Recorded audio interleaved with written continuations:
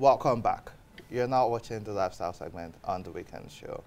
And this is a segment where today I just want to learn. It's brought to you by Holocrunch Popcorn. So the last 1 week has been trying and testing even for me. The government has extended the deadline for the Naira redesign for people to stop using old notes. However, a lot of businesses have stopped taking the old notes. ATMs are not dispersing cash. POS services, which have helped Nigerians over time, do not have access to their money. And so now you have people going to the banks and being paid 10 Naira and 5 Naira notes and getting a maximum of 2,000 Naira. I've seen this happen in Lebanon, and it makes me wonder, is this where we're heading to? Our money is just now a spreadsheet where it's adding and subtraction. Is there actually money in this country? Now, this is me asking this question because of how I've been affected. How have you been affected in the last 10 days as a result of this Naira scarcity? I've not gone to the market because of this. So unfortunately, I have to always buy food because I don't have cash. Because you can't do transfers to we need to upgrade your market people because my own market people, I went to the market yesterday, I paid for beef doing transfer, I paid for tomatoes, but imagine paying 500 Naira, people who have only 200 Naira to pay and you're transferring. Your bank is charging you another 30 Naira. Exactly, for that. It is, I don't know, at this point it's ridiculous. I went to like 3 or 4 banks over the week and none had cash. I went to a POS person and he told me I could only get 1,000 Naira in 10 Naira notes. I can't remember touching the 10 Naira note. And this is what the banks are doing. And it's rather unfortunate because you see the older people, the politicians actually, they have access to these new notes. Oh, yes. There's a certain politician who gave his wife a gift of new bundles of money. And so after dealing with Naira to dollar, we now have a parallel market for Naira to Naira. Exactly. Like there's now a rate. Yes. And so that's what we'll be talking about. I don't know the answers, but we have some extremely brilliant professionals and experts who I respect so much to come and shed light on this and explain what's going on. So joining us today we have Basil Odilim, who is a development economist and monetary policy specialist, chairman Pan-Africa Development Corp Company. Good morning and welcome to the show. We also have Paul Alaje, who is a senior economist, SPM Professionals. Good morning and welcome to the show. Good morning and thank you so very much for having us. Thank you. Happy New Year, and it's good to have both of you back on this show. And you've been a subject area expert, and so I'm so glad you were here. We'll start with you, Basil. You were on this show a couple of weeks ago where you stated that you are taking the CBN to court because what's happening right now is illegal. Now, expecting things to get better and hoping to prove you wrong, that has failed. So let's continue from where we stopped. You stated earlier that the CBN redesigning the notes and the timeline given was illegal. Now we're saying it affects the average Nigerian. Let's go on from there. I did not only say that it was illegal, but I also told you the chaotic result we were going to expect. Did I tell you that that was last year? The truth of the matter is that I don't know if Nigerians know that actually February 2016, I submitted a proposal to Buhari through his chief of staff. And the chief of staff had a meeting with me, with Suleiman Adamu, the now Minister of Water Resources. Suleiman Adamu is a nephew to the president. We had 3 hours discussion on the generality of the economy. How do we move this economy forward? I proposed also cashless and also the design of the Naira. The way I put it is actually what they're doing, but they're doing it differently because I made it clear to them that under Section 44 of the Constitution, ownership of property is the fundamental human rights of Nigerians. You cannot deprive them access and usage of their property and assets because somebody has the right to go to the bank and say, I need all my money. It's his fundamental right because he owns that money. But I put it in a way that Nigerians will see the interest in cashless, not by forcing them. You know, I told you, first of all, why now? When I proposed that, I said, let's do it in 2018 to 2019 so that we block vote buying. I was surprised that Buhari didn't do it. But, you know, I was on the other side of the equation, you know, because I was supporting Atiku. I said, let's stop vote buying. Buhari ignored it.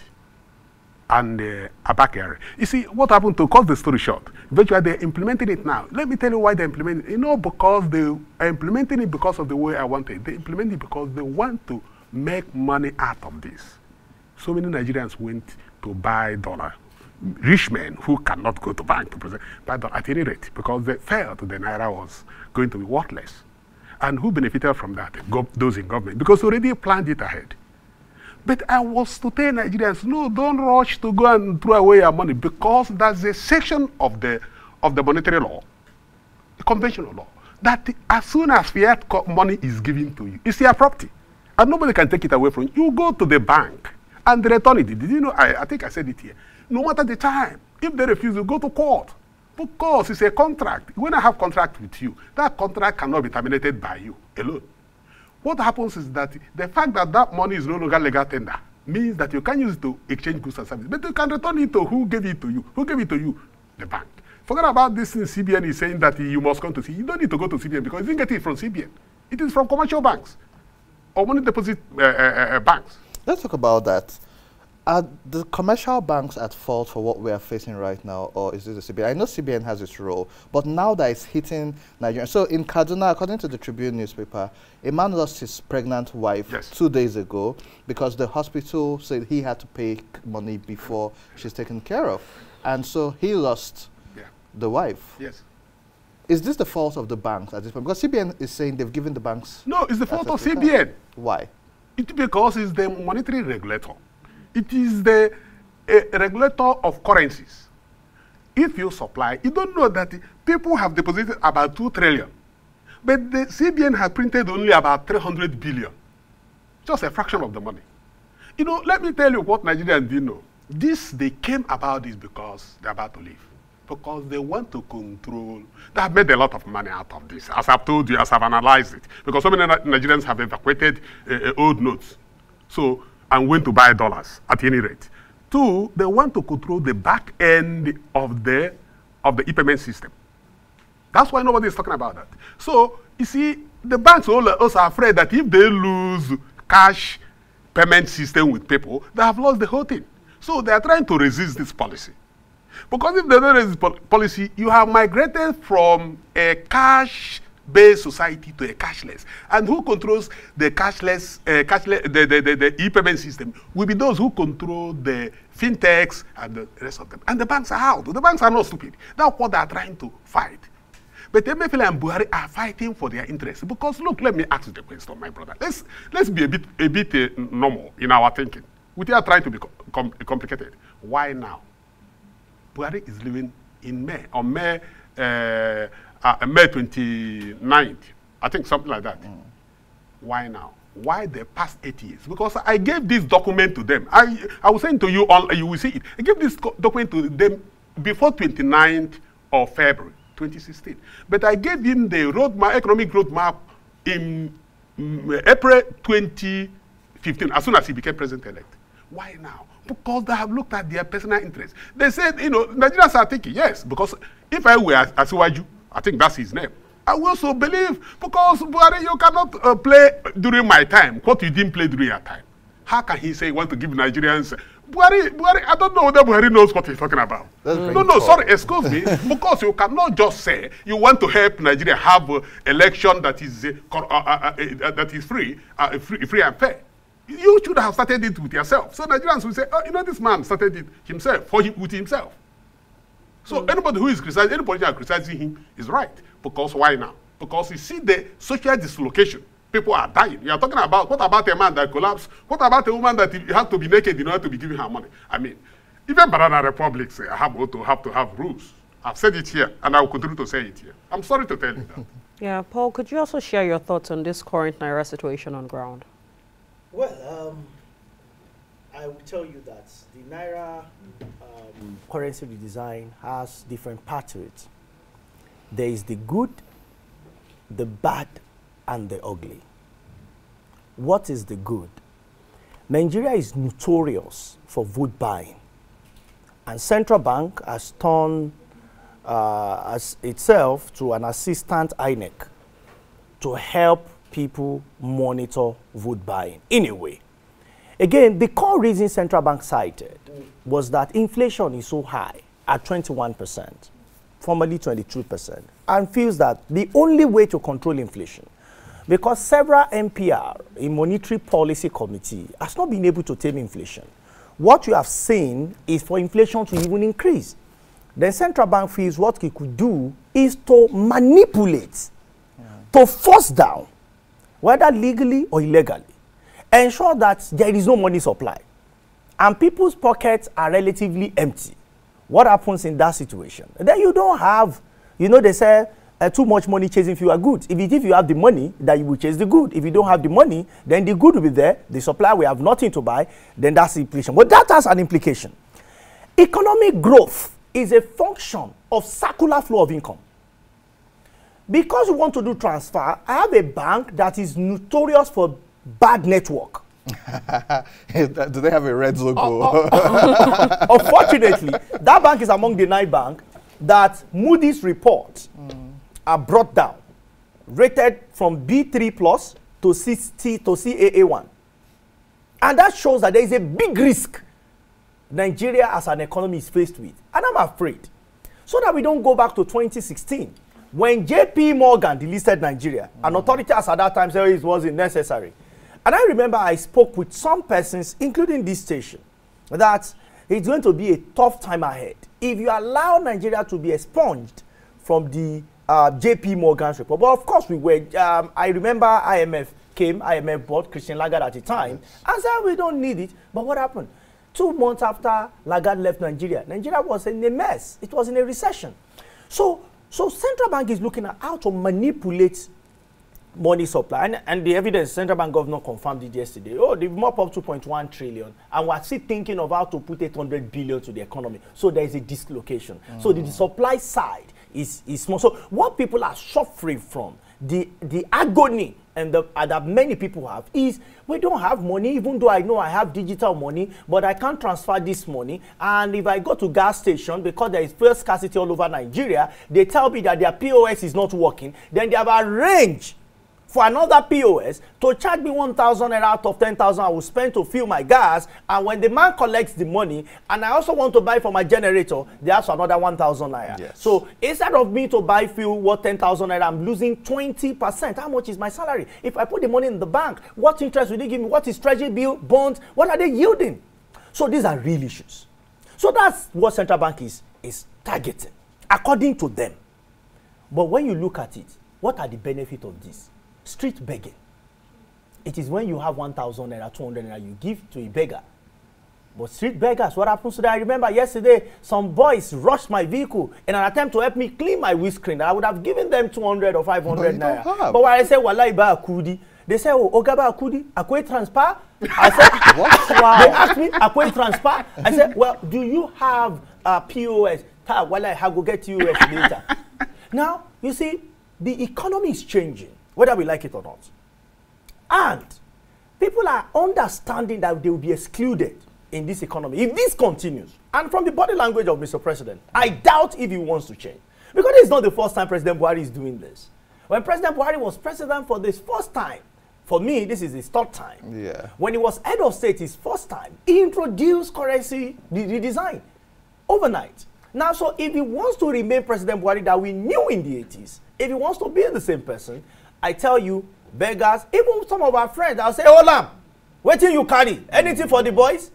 And you want to give these guys 1,000 naira. I'm afraid there is no currency in our hands. So in a way, even corruption at the grassroots may be fought. But let's look at those. So those are the good. And a few other things time will not permit me to mention. But you said the good, what are the bads? The bad is what I saw on the street of Ibadan. When a man, married man with kids, remove even his undies to prove a point that his family is hungry and they want to buy yam in Songo market, and it's difficult because the seller says they don't receive transfer, they don't have access to bank, even one of them using a few banks, they are unable. And another one I saw in Edo State, where young FT men that should be busy working, contributing to the growth of the nation, are exchanging blues on an ATM. That is how bad. Money. On their own money. That is how bad it became. Or should I speak of another woman who was panties down? Yes. I said, just give me my money. Or should I speak of a retiree that sat on the bank teller desk and said, if you don't give me my money, my children will come pick me up from here. So these are issues. These are the bads, you know, but what is the ugly? And that is where our attention, and that's where we should pay a lot of attention. The ugly is now that even when you have Naira, you really don't know how much it's worth. Because to access Naira, you need to make some payments.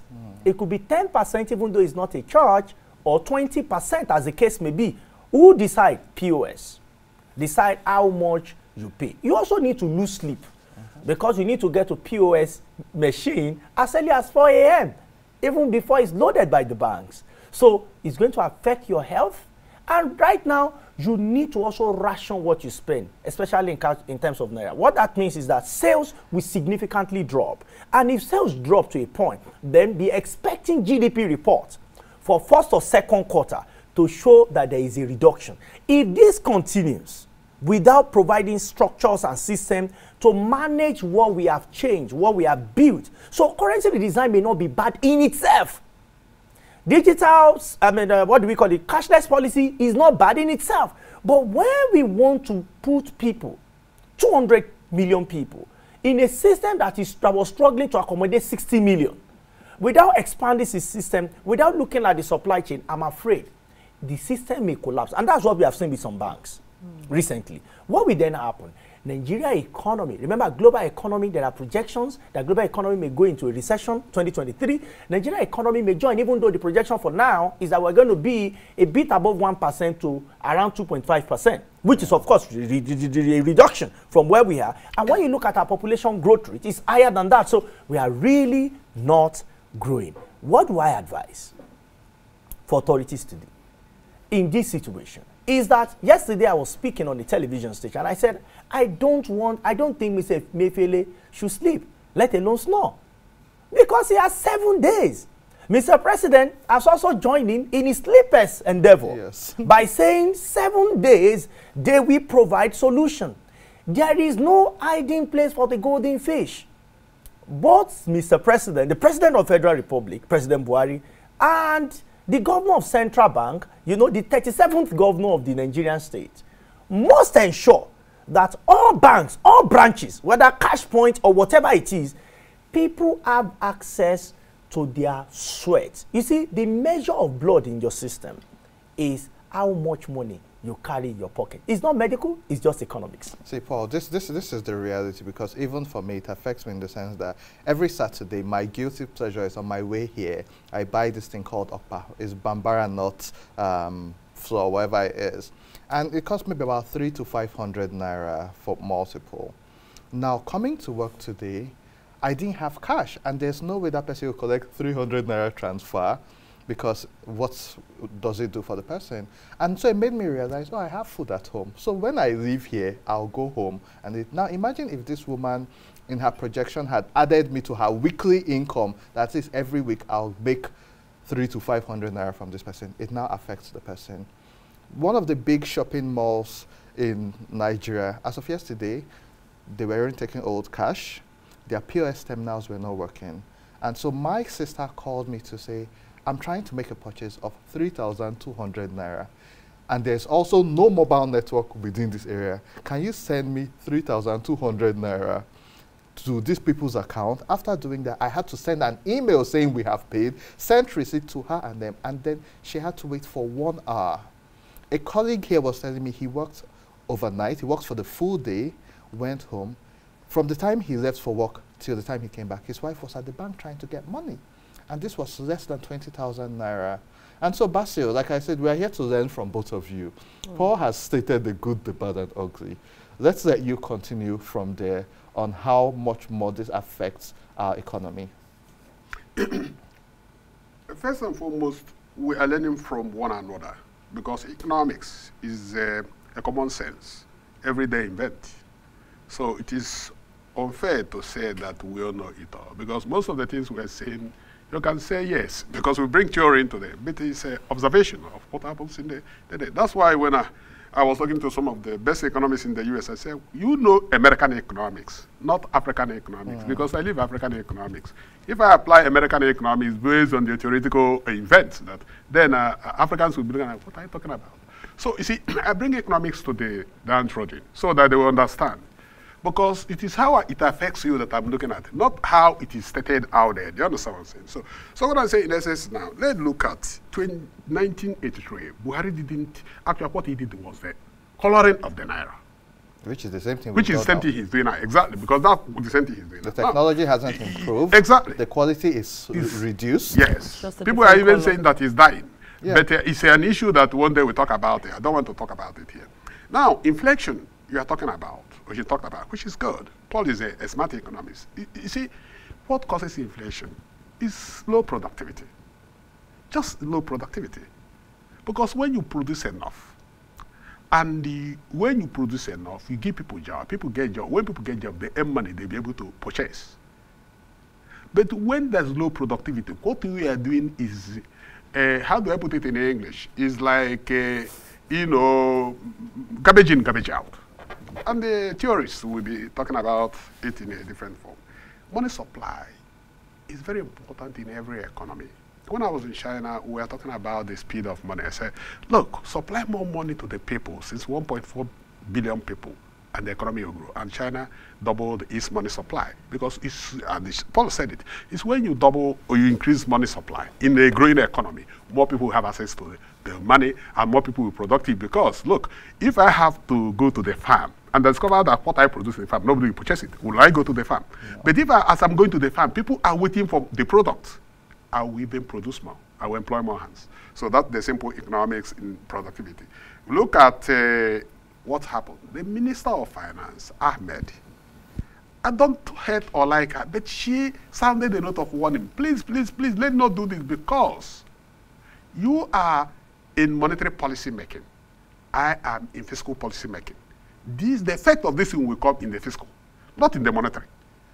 And it pained me how MFLA, I haven't seen a man, I'm sorry to use this word, I haven't seen a man who doesn't live in a real world like MFLA. MFLA said, I only need to talk to the president. And the MFLA's boys who are prepared in the media, oh, say, yeah, you are right. And one of the men I respected, former deputy governor, I agreed with them. Then I said, no, I think we are going in a wrong direction here. What will happen is that we suspend this 7th day and allow the old Naira to flow. I said it here. Allow the new and old Naira to move. As soon as old Naira gets to the commercial banks, that's the end of it. It can't come back. And within 1 or 2 years, you won't see old Naira. And allow the e-payment and the cash-based economy to move together. Most of us do transfers. I don't have a cash, what do you call it, a check. In fact, recently, my bank gave me a check. I said, what does it mean? My assistant was laughing. He said, what we use to write people. I said, I don't write to anybody then. So we drop it somewhere because we have to collect it. Although they have to charge me money because they need to give it to me. But you see, common sense has to apply here. Let's stop looking at things from a perspective that doesn't, not real. I think so what I'm saying in essence now, I don't care what they're saying. I care because Nigerians are suffering. I could have looked the other way because, look, I'm on my way out. But I tell myself, when I meet my God, what will I tell him? That I saw my people suffering because it doesn't affect me. By the way, it affected me because I went to the market and I wanted to buy things and they told me, Oga, cash. I said, I don't have cash, transfer. I said, Oga, put the cash. And I saw Nigerian women, ladies, going to give their POS, their card to POS. And the man will give them 5,000 for 8,000 or 3,000 for 5,000. I said, what is happening? They said, we need the cash. I will come by with your cash. I told the man. The man said, do you know how much it takes me to go and get the money? And I didn't want to talk again because, you know, before somebody will fight me. I have to also buy the same way in order to get cash. I mean, let's face it. In a normal country, MFLA is supposed to resign himself, let alone. But you see, the Senate has the right. And it baffled me that the House, when he went to the House, he was talking to them like a headmaster talking to people. And they were waving hand, shaking hand for him. I mean, for God's sake, are these people living in their own world and our own world? What would have happened that the Senate ought to have sat and vote and sack him? Because the Senate is the only one that has power to sack him instantly. so that we bring somebody who is living in the real world. But you see, the problem is that we forget very easily. This is the man who wanted to be president. And so this is the plan he had, so that he will frustrate people because he must have set up his own system. Now people are saying that 30,000 Nigerians that are going to swap money are actually belong to a particular party is a way of. So many things are happening. So what I'm saying is, let's be a bit calm.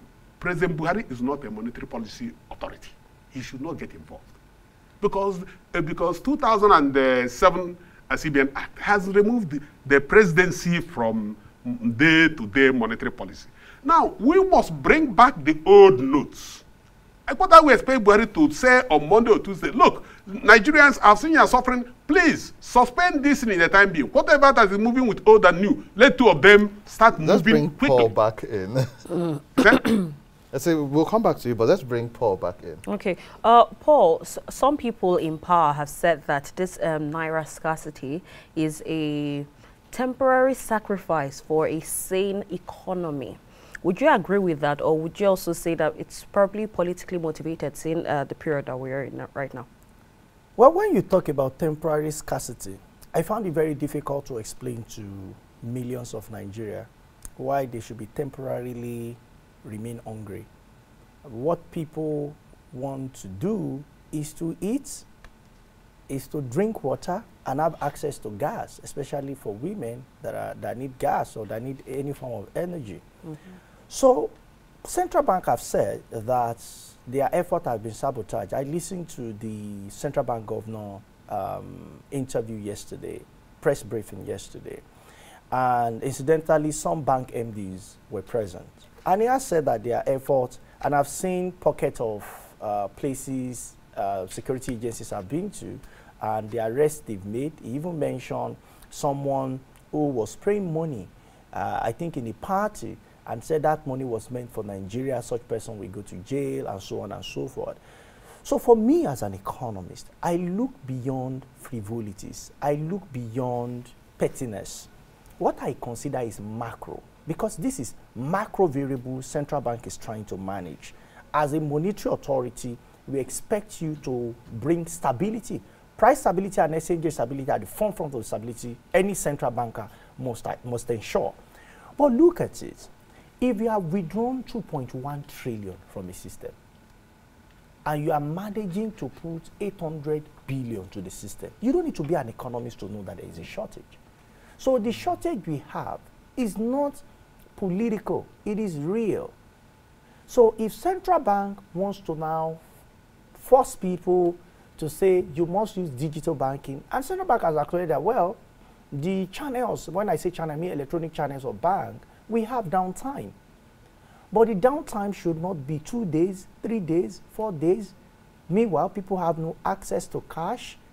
I was on Allen Avenue in Lagos on Tuesday and Wednesday, and we surveyed 8 banks on Allen Avenue, different business names, that's different banks, but their branches.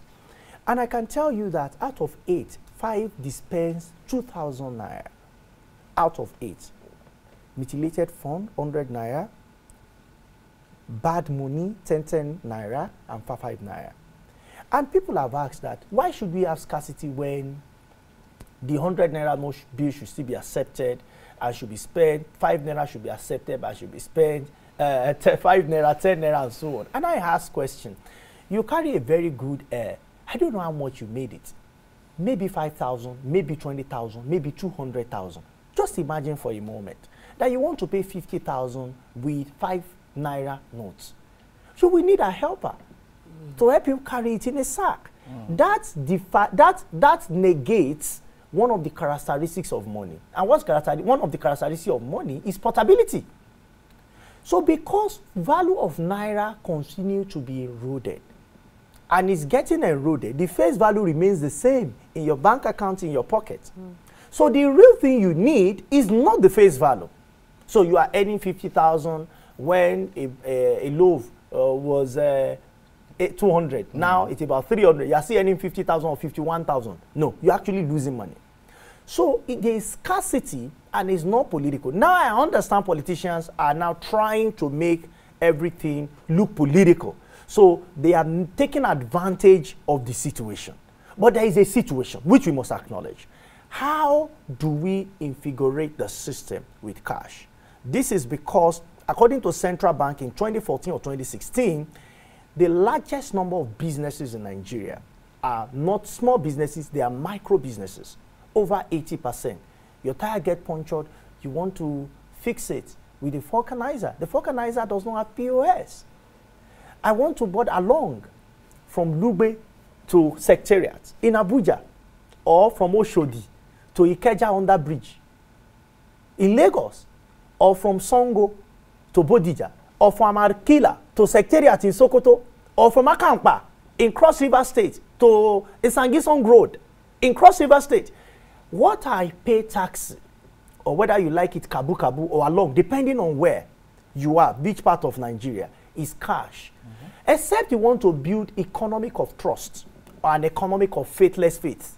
What does it mean? It means that you ask me to do transfer to you and you can't hold me because I have other assignment. You will now believe that, don't worry, Paul, he will pay me. But when you start saying that the tech guys, the bad ones, they start making fake alerts. So you get fake alert at once, you think you have money, you go to your bank, the money is missing. Then we now have a bigger crisis. And we need to be very careful. Sri Lanka started with gas, but other things had it.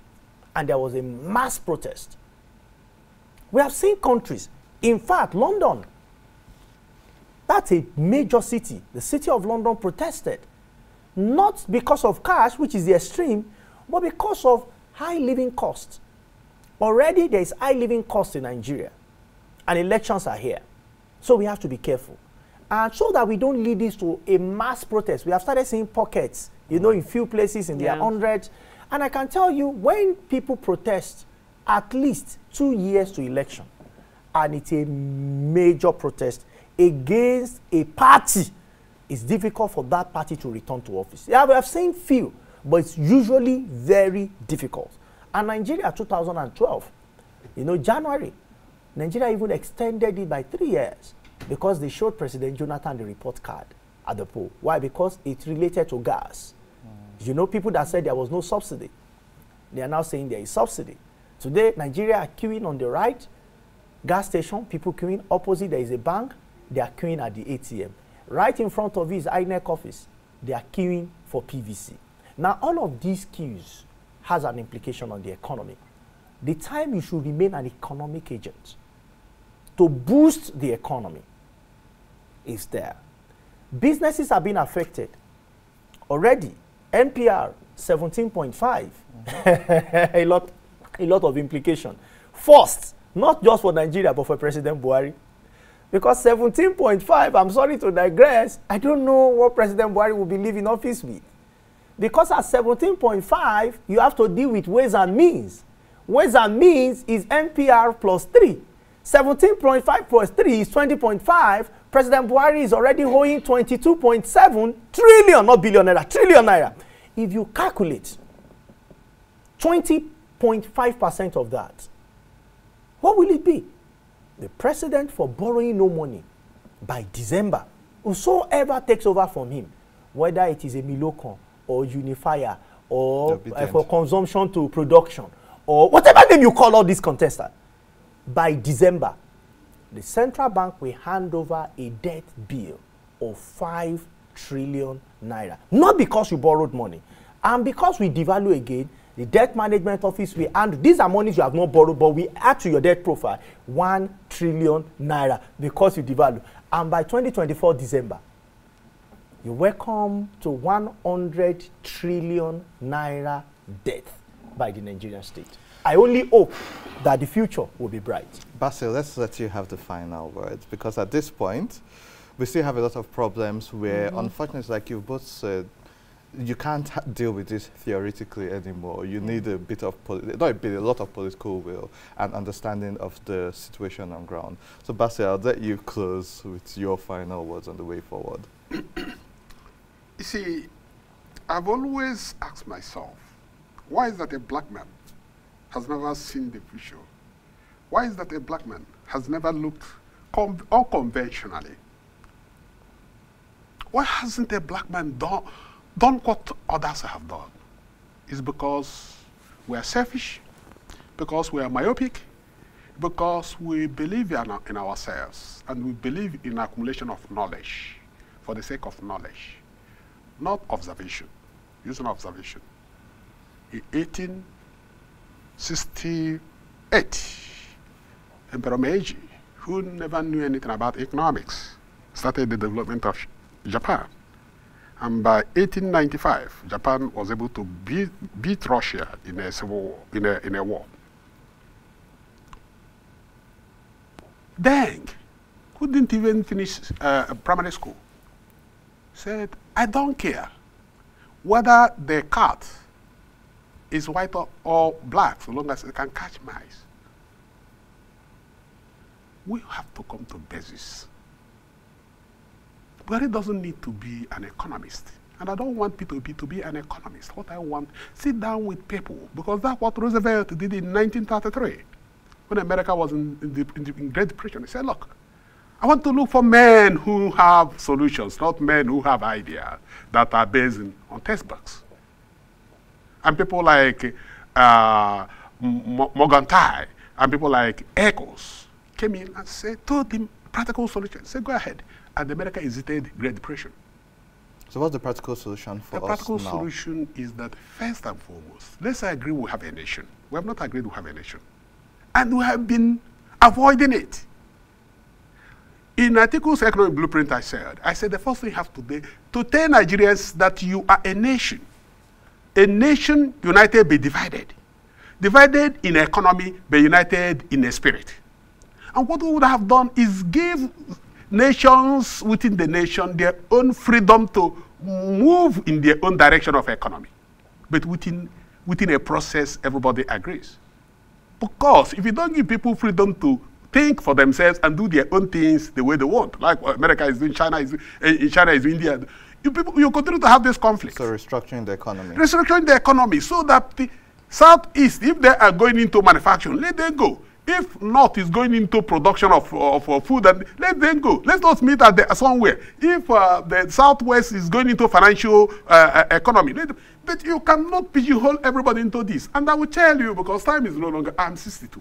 I was 62 last December. I'm no longer interested because I want to give humanity something before I die. And this may be my last year in Nigeria because God is already working out. I will leave because I have so many patents in the United States. I want to give something to the world. I'm tired of Nigeria because the people you are talking to, Paul will be speaking grammar. I wish him good luck. In the next 3 years, you will see him speaking the same grammar. Sorry, let me complete in this way. Yes, please. That is beyond grammar. Look, let's sit down. Let's bring people together and look them up and say, find a solution to this problem. But don't find them because of our selfishness. People like MFL, for God's sake, don't have anything to do in the central bank, if not because of influence of this and that. When you get a point, if you can't do something, resign. Say, my integrity as a person, I resign. And I will resign from anything I'm doing if I discover that I'm not adding value to that. That's a good place to leave it. Paul, always a pleasure. And we'll bring you back, hopefully in the next 2 weeks when we see if there's been any change, if you're on our invitation. But we are putting you on the spot to say we'll bring you back so that we can deal with it. And to our viewers at home, this isn't to instill any fear in the people. These are the realities which we are facing. If we here are facing this situation, what about the people in the villages? What about people who don't have mobile internet where they can even do the transfers which we are talking about? For the banks, if you know you want to do cashless policy, build your infrastructure and employ the right people to manage. Half of our young Nigerians in tech are jackpine and leaving, which is why the banks are suffering. For the CBN, you need to be able to understand what's happening in the streets. And for the president, you have an economic team, pay attention to them, but the reality is we need solutions and Nigerians need to move ahead from this. Also, this is why we're in an election year. This is non-partisan, non-political, but choose rightly and question the political and economic blueprint of the people running. What are they actually saying and how do they plan to fix it, not just talking about the problem. That's all for the lifestyle segment. We'll see you after this break for the next segment. Don't go away.